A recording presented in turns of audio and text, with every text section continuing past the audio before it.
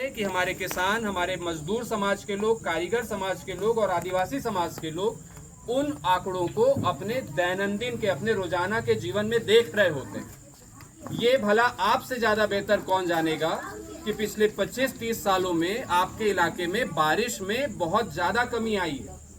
ये आपसे ज्यादा बेहतर कौन जानेगा कि आपके यहाँ आज तक, आज आजादी 1947 में मिली थी, इतने साल बीत गए, लगभग 80 से ज्यादा साल हो गए, आज तक आपके इलाके में ज्यादातर हिस्से ऐसे हैं जहां किसानों को अगर खेती करनी है तो बारिश पर ही निर्भर रहना है। उन तक नहर नहीं पहुंचेगी। नहर का पानी कहां तक जाएगा? नहर का पानी जाएगा, ये जो बड़े बड़े पूंजीपति हैं जिनको अपने कल कारखाने चलाने हैं, वहां नदियां मोड़ी जाती हैं। एक बार ऐसे ही सोन नदी से आप सब लोग परिचित होंगे। बहुत बड़ी नदी है, बड़े इलाके में बहती है भारत के अंदर। अमरकंटक से निकलती है और गंगा को भी समृद्ध करती है, गंगा के अलावा भी कई नदियों को समृद्ध करती है। सोन नदी को जर्मनी की एक कंपनी ने कह दिया भारत सरकार से कि हमको बिजली बनानी है और वो बिजली बना करके हमको मुनाफा कमाना है, तो हमें पानी चाहिए। और पानी के लिए सोन नदी को सीधी और रीवा जिले के बीच में बड़ा बांध बना करके रोक दिया गया।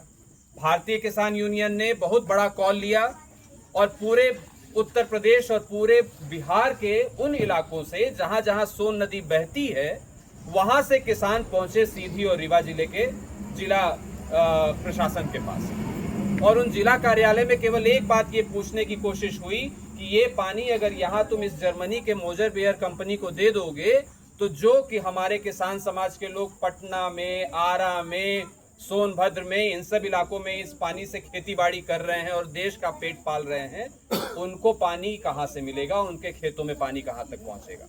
वहां लाठियां भांजी गई। ये 2014-15 की बात है और लाठियां भांज करके भारतीय किसान यूनियन के लगभग 5000 से अधिक कार्यकर्ताओं को 3 दिनों तक हिरासत में डाला गया। हम सब लोग भी वहां मौजूद थे। चौथे दिन पुलिस की निगरानी में ट्रेन में हम सब लोगों को बैठा करके अपने अपने इलाकों में भेजा गया। इन्हीं अखबारों से ये कहलाया गया कि ये बाहरी लोग आकर के सीधी और रीवा जिले में, मध्य प्रदेश में अराजकता फैला रहे हैं। तो इस तरीके से जब घटनाएं चल रही हैं तो मेरा मानना है कि जब किसान समाज के लोग जहां इकट्ठा हों, उनको ये बताने के बजाय कि पर्यावरण का किस तरीके का नुकसान आप झेल रहे हैं, उनसे ये आग्रह करने की जिम्मेदारी हम सब पर्यावरण कार्यकर्ताओं की बनती है कि जो नुकसान आप झेल रहे हैं, उस नुकसान के खिलाफ आपको अपने नेताओं से, आप उनको जिनको वोट देते हैं, उनसे उस नुकसान का हिसाब लेने की जरूरत है।